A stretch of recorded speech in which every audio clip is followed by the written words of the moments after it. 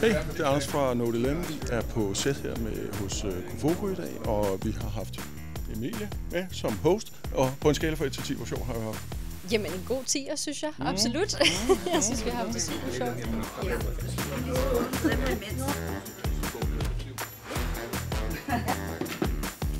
Anne herovre fra Kofoko, hvad har I fået ud af, ligesom at vi kom her og lavede op det gjorde? Vi har fået en masse ud af det.